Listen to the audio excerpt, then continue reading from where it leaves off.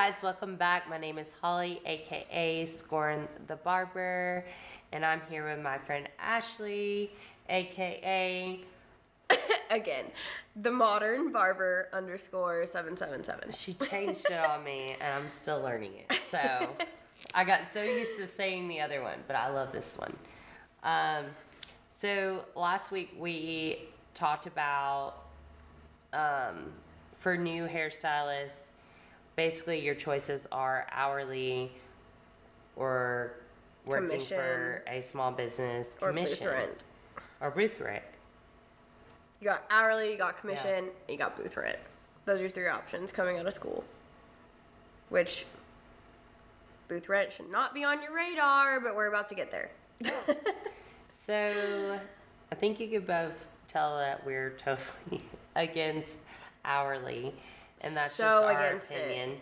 So against it. But when you are commissioned, if you are not making an hourly wage legally, salons are required to pay you hourly. Which is exactly what we're about to get into. Which is about what we are about to get into. So you want to go through the pros and cons of commission first? I mean, are there pros? I mean, you might want to share the pros because my experience with commission was not good. Oh, my experience with commission was horrid. But there are, like, if you are going to go to a actual well-ran, good business that is commission, then the possibilities are, like, endless. Like, it's amazing. It's actually, to me personally, if I could find a commission place that was literally 100%, I'd rather be a commission stylist, to be honest. Because... In the barber world? No, not the barber world. In the cosmetology world. Okay. Barber. Because, let me tell you, a couple things. Well, the first thing that came to my mind was my first pro of a commission salon is that they pay for all your shit. So you don't have to pay for your color, you don't have to pay for your back bar, your towels, your station, nothing. You don't have to pay for a website, you don't have to pay for marketing, you don't have to pay for any of that stuff. Product, it's all bought for you. Now, I say that's a pro because my first year in Indy, not fully booked, not like, I'm talking like minimal color clients, I spent $30,000 in hair color that year. 1 year. My first year. 30 grand on color. So,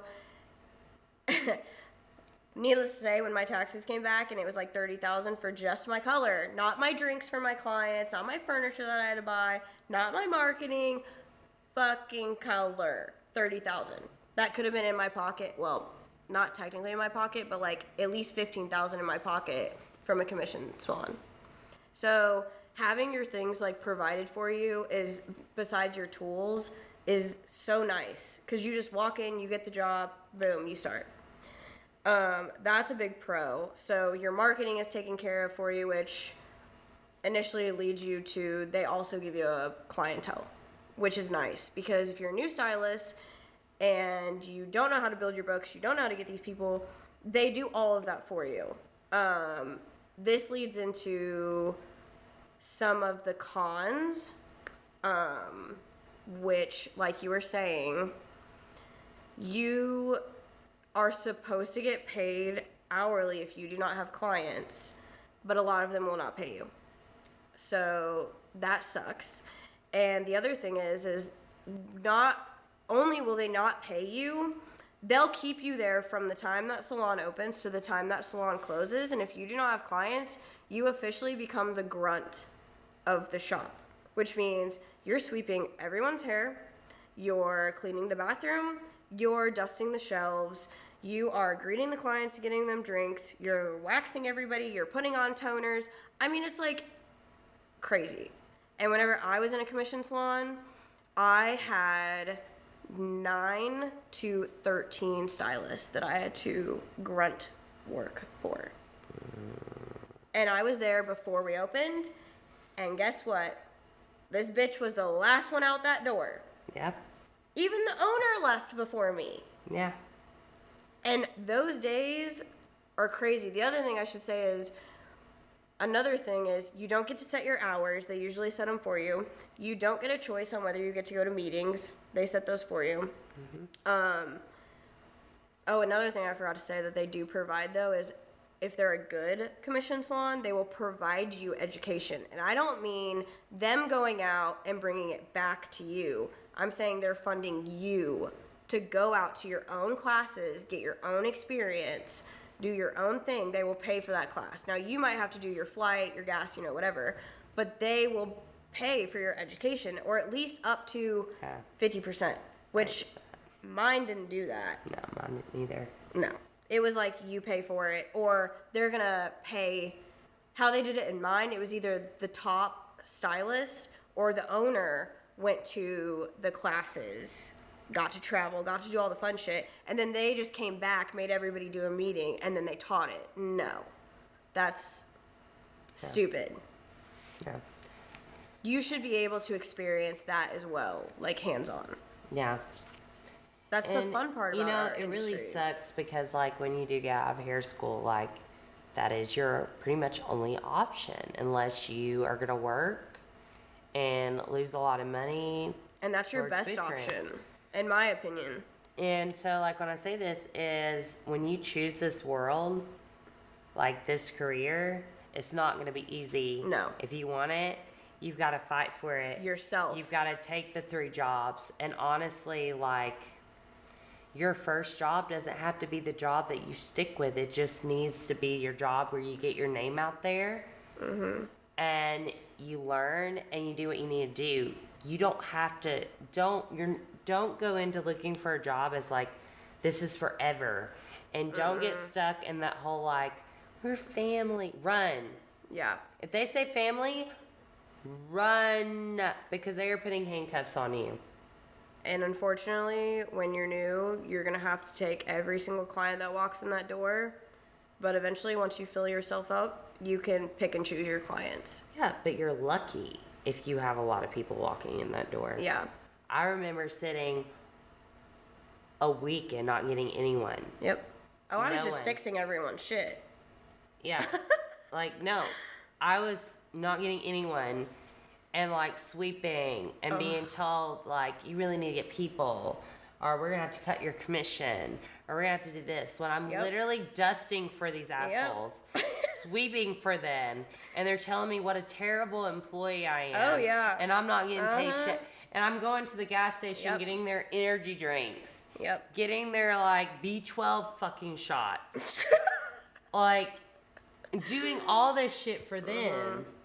Blow drying their clients. And you can't, like, even leave and get a lunch. Blow drying their clients where they're destroying their hair. And you know what they're doing wrong, but you can't tell that client what they're doing wrong. And you can't even sit down in the back for 2 seconds and eat, like, a bite or a lunch. No, because then you're considered lazy and ungrateful and you're wasting their time. Yeah. But yet you're doing free labor for them. And you're doing For free. everything. You're making For free. everyone else's life 100 times easier. And what gets me is a lot of stylists will say, oh, that's just what you have to go through at the beginning of it. It's not. No. No. You stand your ground. If you're not paid hourly, then you are not an employee. No. And if they say, oh, you can leave, then you don't let the door hit you on the behind on the way out. And you leave.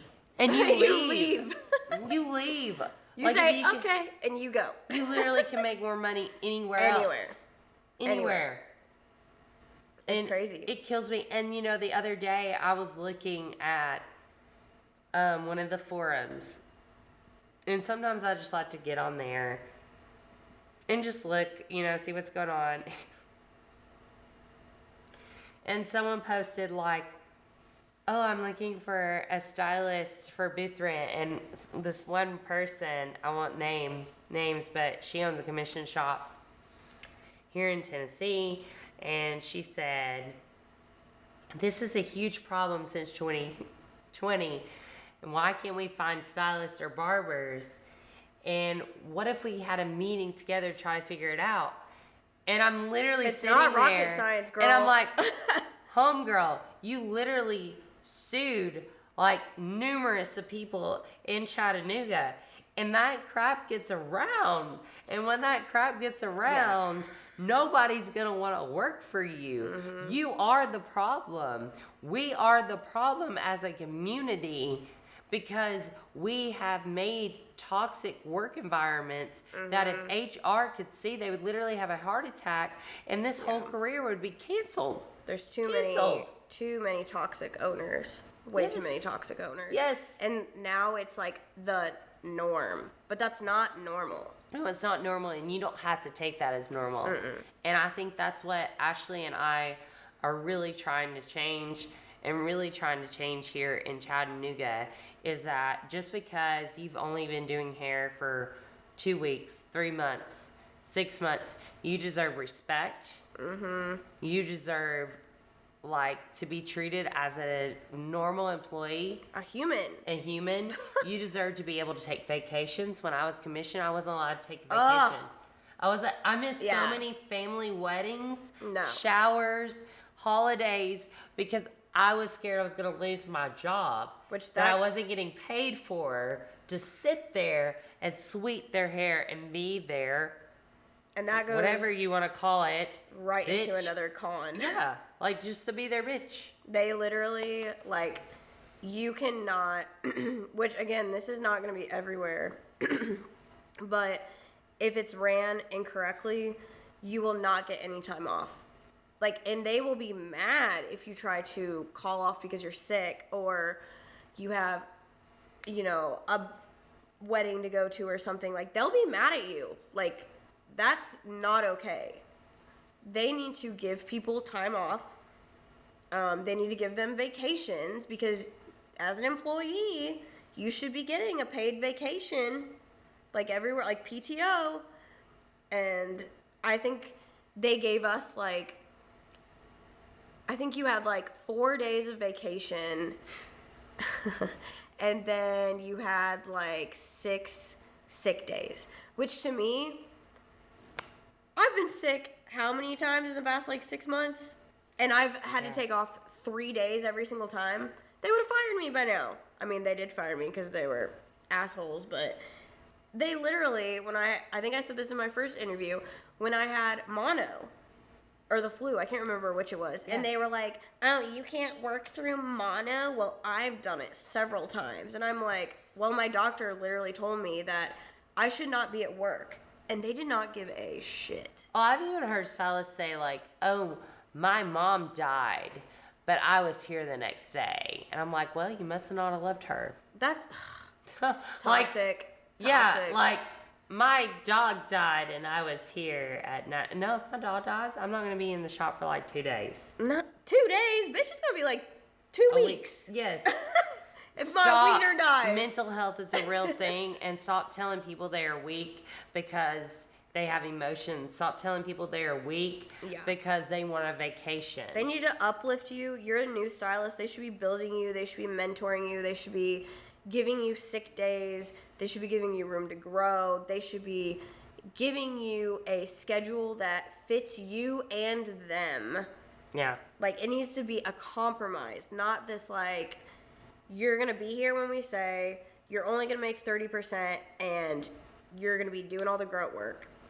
So, with this, because it's so sad, but is there, a solution for new stylists or barbers? Is there any hope for them getting started, or is this just something they're going to have to, go through? Because we've all been through it. I think that, honestly, with how podcasts and YouTube and us talking about it, I think that back then it was a lot of toxicness and all of us shuddered. Just with the way that the world was back then, I think we were all so scared to tell our story. We thought it was normal. Again, normal. Because nobody was talking about this stuff. Nobody had this information out there. But now that we have all these influencers and all these people putting all this information out there, I don't think anyone should fucking go through that. And I hope that, like, people watch our videos and see us as owners and they're like, oh, there really are normal owners out there. So if they do go to a salon in town or they do go to a barbershop in town, they automatically can, like, be like, oh, this is exactly what they were talking about. I don't have to deal with this. No. And then they'll hopefully seek somebody out with these qualities that we're trying to put out to the world and normalize not being an asshole all the time and actually running a business and building students up and making them successful and not just beating them down until they literally want to quit. Because that's what I wanted to do. I wanted to quit. I wanted to quit this career. They want you. Yeah. If anywhere you work makes you think that you need them more than they need you, it's automatically a no. Bye. Automatically. Yeah. Absolutely. And they need you. They need you. More than you need them. They need you. But they sure as hell don't show that. No. They don't. So I think what Ashleigh and I are trying to tell you, because I know that like we gave you 3 options that kind of seem like hopeless. We haven't even done booth rent. Yeah, in booth rent. Like none of them are hopeless if the owners and you know what you're getting into, because when you have no education or no knowledge on something, you will walk into anything and think that that is the go. But that's the thing, knowledge is power, right? Because the more you know, the more in control you can be with your career and your life. And I think also too is like now I'm so much more confident in myself. Yep. In who I am as a person. I think that comes with age. Yeah, it does. It's a huge thing. But like, as I know it sounds like we're just like dogging all these things. We dog them because we're going to build them all back up. Yeah, like we want to build them up. We want to change this. All we're saying is don't go into these shops and listen to these shop owners or salon managers or corporate owners and then show you these things with rose-colored glasses and give you hourly. And you're just like, okay, I'll take the job. Go home and do your research. If you've seen that, like, there's a bunch of stylists and there's a big walkout, that's a red flag. Yeah. If you go in there and you see people that have been working in a commission salon for 10 plus years and started there from hair school on, that's a really good sign. And that's probably a great commission salon. And there is a few commission salons that I think run their shop phenomenal here. And, you know, there's one in North Georgia, a Bellamy salon. My friend, we started at one shop that was terrible. And then she ended up at Bellamy. And she's been there for the remainder of like our careers. We started at the same time. So technically she's only been at 2 shops. And she's at a commission shop. Yeah, and her boss lets her great. go to vacation when she wants to. She's let them, like, she's got color. Like, she treats them respectfully. And honestly, she's able to make her own schedule with 2 kids, with 2 girls. Like I said, there should be a lot more flexibility in it than there is.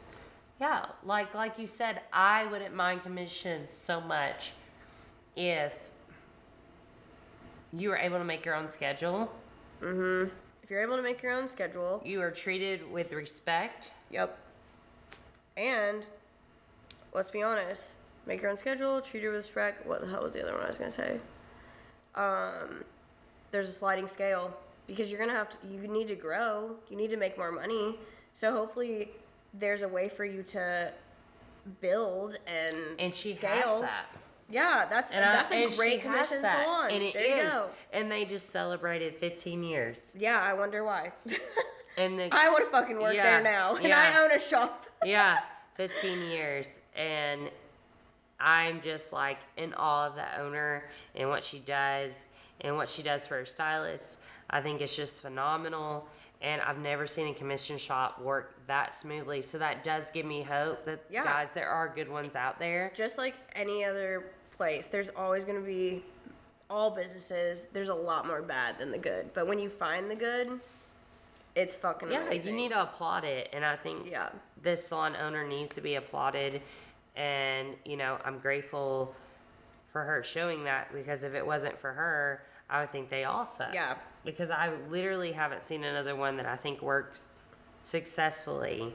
My friend, oh wait, no, she's booth rent. I was gonna say. And another hourly shop that I didn't mention earlier that I did work for that I loved, absolutely loved. I just wanted to go on to the more of the barbering side in the career, and that was Blowout Co. here in Chat. It was hourly and Oh, really? commission, and I got paid really well there. Hourly and commission. That's perfect. So like if we did blowouts, so it's a blow dry bar. So we did blowouts, and then I also was a makeup artist there. And if you did makeup, you got commission, plus you got tips, and people tipped really well there. Yeah.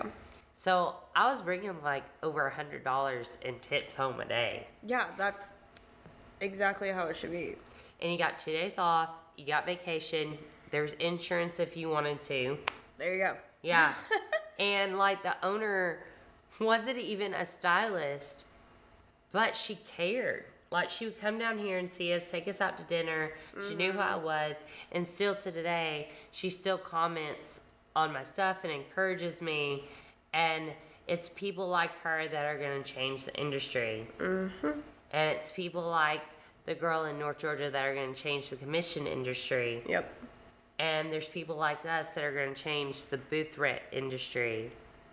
And I hope this change continues, and I hope there's more hope. And all we want is you guys to be more aware of like your worth and the red flags and all those things before you give up. And I just want to thank you guys for coming into the second part, and we will see you guys next week. Goodbye. Like, subscribe, share. Share. Goodbye. Share!